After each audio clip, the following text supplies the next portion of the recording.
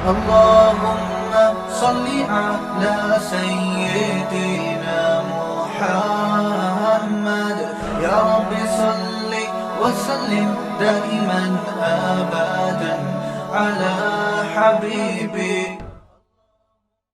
آپ کے پاس کھانے کو روٹی نہیں ہے, آپ بھوکے ہو, حمل ٹھہر گیا, تیسرا بچہ آ رہا ہے, دو کو کھلانے کے, تعلیم نہیں, روٹی کے پیسے نہیں ہیں, روٹی کے. شروع میں روحانی عاملوں کا ذکر آ گیا نا, میرا میٹر شارٹ ہو گیا, پورا بیان اسی سٹائل میں ہوگا, ورنہ اچھا بھلا ہنس کھیل کے ہمارا بیان چلتا ہے. تو بلڈ پریشر ہائی ہو گیا, تو اب ساری سیٹنگ پورے بیان کی, کتنا اچھا پچھلے ہفتے آرام سے میٹھے میٹھے انداز میں بیان ہوا تھا. کیونکہ ابھی ایک بڑے بزرگ کو ہم نے دیکھا کہ روحانی ڈرامے کے ساتھ بیٹھے ہوئے نا, تو اس پہ میں نے کہا یار بس یار, اتنے بڑے آدمی کو کیا ہو گیا یار.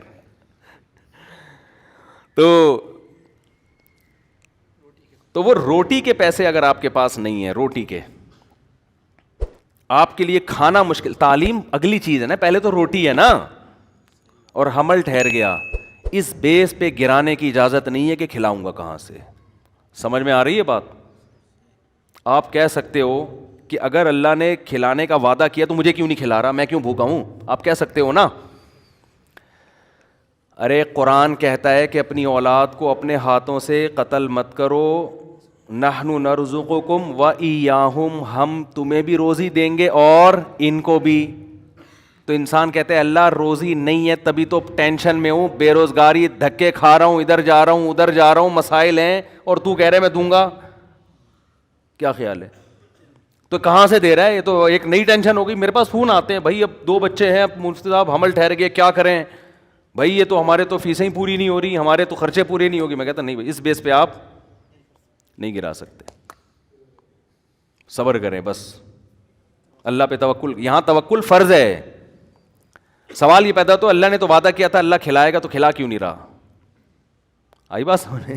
تو یہ خوب سمجھ لو, اللہ نے جو وعدہ کیا نا کہ کھلاؤں گا, اس کا مطلب پتہ ہے کیا ہے؟ آپ کو سن کے افسوس بہت ہوگا اس کا مطلب سن کے. اس کا مطلب ہے اگر میں چاہوں گا میں کھلاؤں گا, اگر میں چاہوں گا, نہیں چاہوں گا تو نہیں کھلاؤں گا. اس کا یہ مطلب ہے, سمجھ رہے ہو؟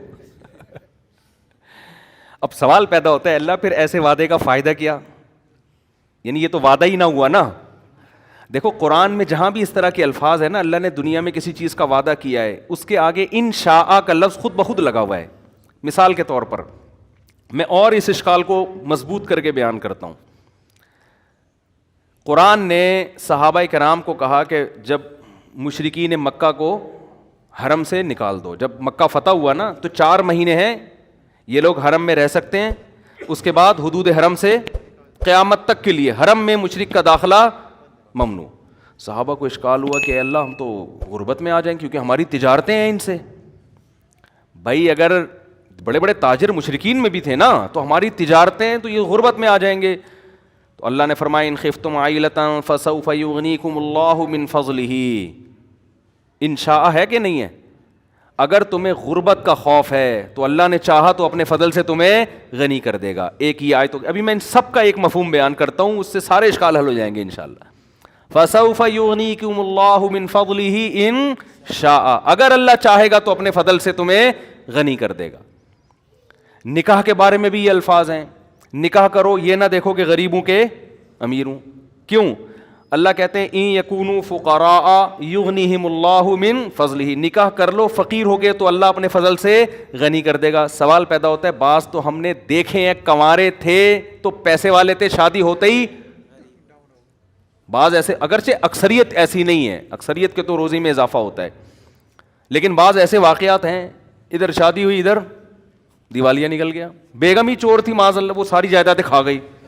بعض دفعہ تو یہ بھی ہوتا ہے نا. ارے بعض دفعہ ایسے ہوتا ہے آپ نے شادی کی, میرا بیان سن کے کہ یار اس سے مال میں کیا ہوگا, برکت ہوگی, اضافہ ہوگا. شادی کی بیگم صاحبہ کوئی خدا نخواستہ کوئی چور خاندان سے ان کا تعلق, ایسے لوگ ہیں ہمارے علم میں, پورا زیور کھا گئی, سونا کھا گئی جو مہر میں دیا تھا, اور بھی چیک سائن کروا کے پوری جائیدادیں کھا کے آپ روڈ پہ گٹر کے ڈھکن پہ بیٹھے ہوئے ہیں اور 4 شادیوں کے فضائل بیان کر رہے ہیں. ایسے واقعات ہی ہوتے ہیں. تو ظاہر ہے آپ کو خیال ہوگا کہ یار اگر اللہ نے تو وعدہ کیا ہے کہ میں نکاح پہ غنی کر دیتا ہوں, تو یہ غنی تو نہیں ہو رہا. ایسے واقعات ہیں. بچہ پیدا ہوا, پہلے ایک کا خرچہ نہیں تھا, اور مسائل کھڑے ہو گئے. ایسے واقعات ہوئے ہیں. سمجھ میں نہیں آ رہی میرا خیال ہے بات. اسی طرح قرآن کہتا ہے وما من دابۃ الا علی اللہ رزقها, زمین پہ کوئی چوپایا ایسا نہیں ہے جس کا رزق اللہ کے ذمے نہ ہو. لیکن ہم دیکھتے ہیں جانور بھوک سے مرتے ہیں. سمجھتے ہو, جانور بھی بھوک سے مرتے ہیں. ایسے جانور ہیں, انسانوں کی خطاؤں سے بھی مرتے ہیں. تو خوب سمجھ لیں, قرآن میں جہاں بھی اس قسم کے وعدے ہیں اس کا مطلب ہے اگر میں چاہوں گا. اب سوال پیدا ہوتا ہے کہ اگر اللہ کے چاہنے سے ہی ہے تو پھر وعدہ تو وعدہ نہ رہا نا. دیکھو, آپ نے کسی مزدور کے ذمے ایک کام لگایا. مزدور کو آپ نے کہا کہ یار یہ 10 فٹ کا گڑھا کھود دے, میں تجھے 1 کروڑ روپے دوں گا. پہلے آپ نے کہا میں تجھے 1 لاکھ روپے دوں گا. اس نے کہا نہیں نہیں نہیں. آپ نے کہا چل 1.5 کر لے. اس نے کہا نہیں نہیں. آپ نے کہا 1 کروڑ دوں گا. ایک دم جوش میں آئے گا نا, اور ایک دم جوش میں آئے گا یار 10 فٹ گڈھے کے 1 کروڑ. آپ نے کہا اگر میں چاہوں گا. وہ کھودے گا. نہیں آئی بات سمجھ. وہ کہے گا بھائی تو چاہے گا کیا مطلب, اگر تو نہیں چاہ.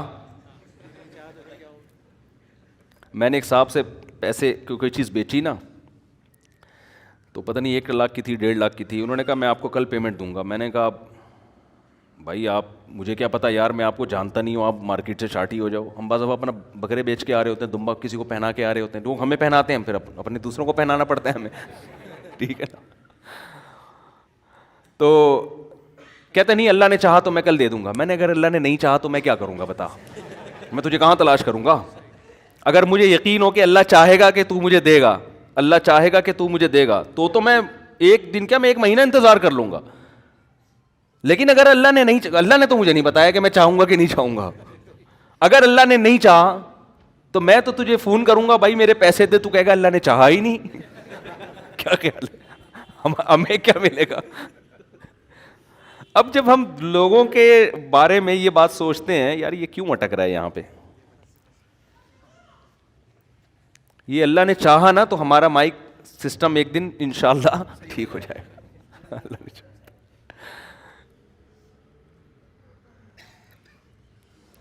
تو اب شکر ہے صحیح ہو گیا, صحیح ہو گیا. بس بیٹھ جاؤ, بڑے خراب نہ ہو جائے. تو اب سوال پیدا ہوتا ہے کہ اللہ نے جو اتنے وعدے کیے, یہ کرو گے تو یہ ملے گا, یہ دنیا کے وعدے, تو اس میں علماء کہتے ہیں ہر وعدے کے ساتھ یہ جڑا ہوا ہے انشاء. اللہ نے رزق کا وعدہ کیا, اللہ کے ذمے ہے, اور اللہ دے گا بشرطے کہ اللہ چاہے گا. تو اب اللہ چاہے گا ہی, پر جب چاہت پر ہی ہے تو پھر مطلب کیا ہوا. تو یاد رکھو یہاں جو اللہ چاہے کا مطلب وہ نہیں ہے جو ہم سمجھ رہے ہیں, اس کا وہ مفہوم نہیں ہے جو ہم کلام الناس میں, عام لوگوں کے کلام میں مفہوم لیتے ہیں. علماء کہتے ہیں جہاں بھی قرآن میں آتا ہے نا, قرآن میں آیا کہ مشرکین کو حدود حرم سے نکال دو, غربت کا خوف ہے تو اللہ چاہے گا تو غربت دور کر دے گا. تو یہاں اصل میں یہ سمجھایا جاتا, نکاح کرو, فقر کا خوف ہے تو اللہ چاہے گا تو فقر دور کر دے گا. یہاں اصل میں یہ فلسفہ سمجھایا جا رہا ہے کہ غنا اور غربت اس کا نکاح سے تعلق نہیں ہے, اس کا اللہ کی چاہت سے تعلق ہے.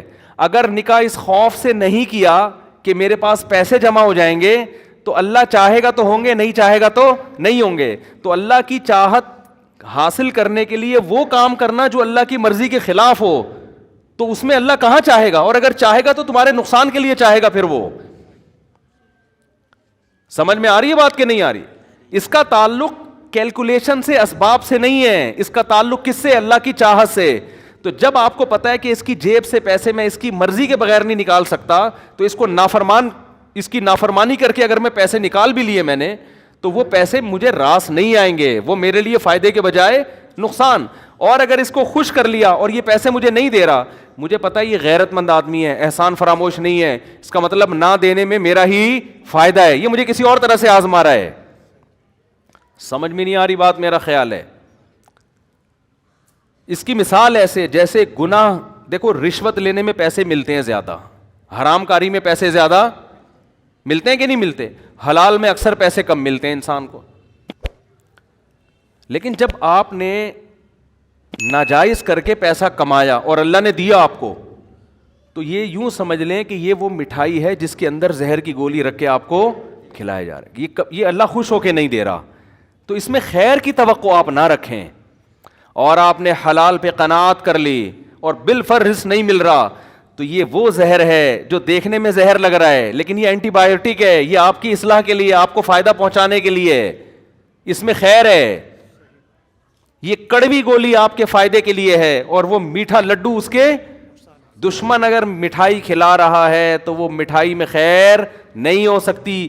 دوست اگر آپ کو کریلے کا جوس بھی پلا رہا ہے تو وہ آپ کی شوگر لیول کو کنٹرول کرنے کے لیے پلا رہا ہے. نہیں آئی بات میرا خیال ہے سمجھ میں؟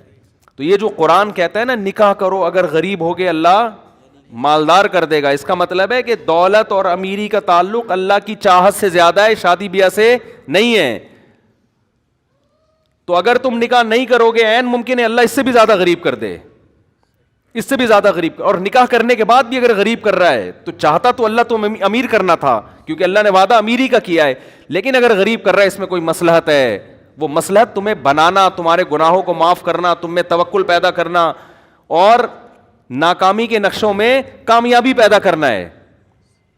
دیکھو اس کی سادہ سی مثال میں آپ کو بتاؤں, قرآن میں اس کی بہت مثال ہے اس فلسفے کو سمجھانے, کیونکہ ایمان سے اس کا تعلق ہے. جب ایمان نہیں ہے تو یہ چیزیں سمجھ میں نہیں آئیں گی.